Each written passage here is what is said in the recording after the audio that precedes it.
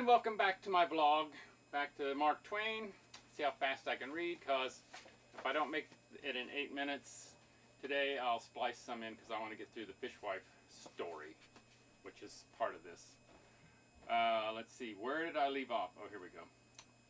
To continue with the German genders, a tree is male, its buds are female, its leaves are neuter. Horses are sexless, dogs are male, cats are female, tomcats included, of course. A person's mouth, neck, bosom, elbows, fingers, nails, feet, and body are of the male sex, and his head is male or neuter according to the word selected to signify it, and not according to the sex of the individual who wears it.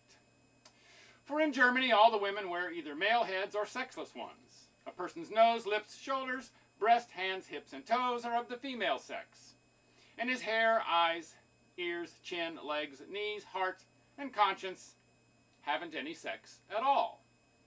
The inventor of the language probably got what he knew about a conscience from hearsay. Now, by the above dissection, the reader will see that in Germany a man may think he is a man, but when he comes to look into the matter closely, he is bound to have his doubts. He finds that in sober truth he is a most ridiculous mixture. And if he ends by trying to comfort himself with the thought that he can at least depend on a third of this mess as being manly and masculine, the humiliating second thought will quickly remind him that in this respect he is no better off than any woman or cow in the land. In the German, it is true that by some oversight of the inventor of the language, a woman is a female, but a wife, Weib, is not, which is unfortunate. A wife here has no sex. She is neuter, so according to the grammar, a fish is he, his scales are she, but a fishwife is neither. To describe a wife as sexless may be called under-description. That is bad enough, but over-description is surely worse. A German speaks of an Englishman as the Engländer. To change the sex, he adds INN, and that stands for English woman. Engländerin.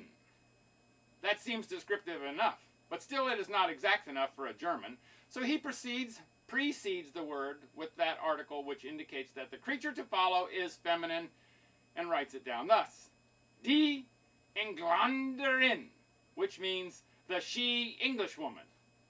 I consider that that person is over-described. Well, after the student has learned the sex of a great number of nouns, he is still in a difficulty because he finds it impossible to persuade his tongue to refer to things as he and she and him and her, which it has been always accustomed to refer to as it.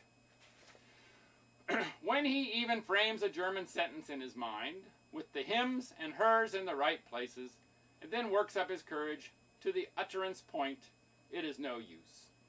The moment he begins to speak, his tongue flies the track, and all those labored males and females come out as its. And even when he is reading German to himself, he always calls those things it, whereas he ought to read in this way.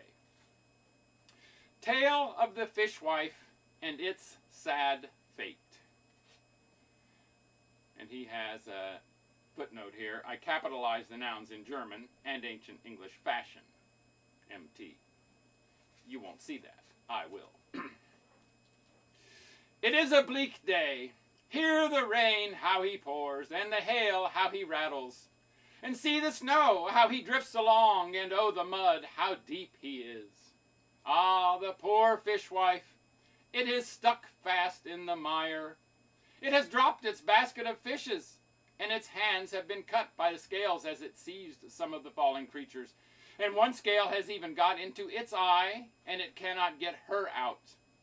It opens its mouth to cry for help, but if any sound comes out of him, alas, he is drowned by the raging of the storm.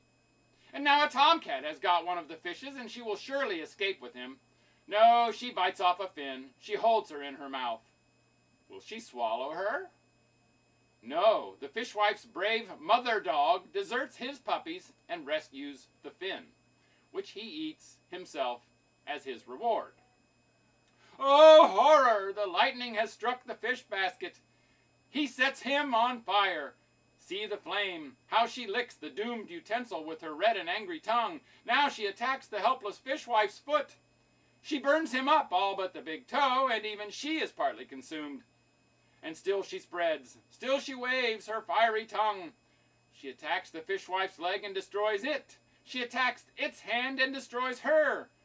She attacks its poor, worn garment and destroys her also. She attacks its body and consumes him. She wreathes herself about its heart, and it is consumed. Next, about its breast, and in a moment, she is a cinder. Now she reaches its neck. He goes. Now its chin. It goes. Now its nose. She goes. In another moment, except help come, the fishwife will be no more. Time presses. Is there none to succor and save? Yes, joy, joy, with flying feet, the she-Englishwoman comes. But alas, the generous she-female is too late. Where now is the fated fishwife? It has ceased from its sufferings. It has gone to a better land. All that is left of it for its loved ones to lament over is this poor smoldering ash heap.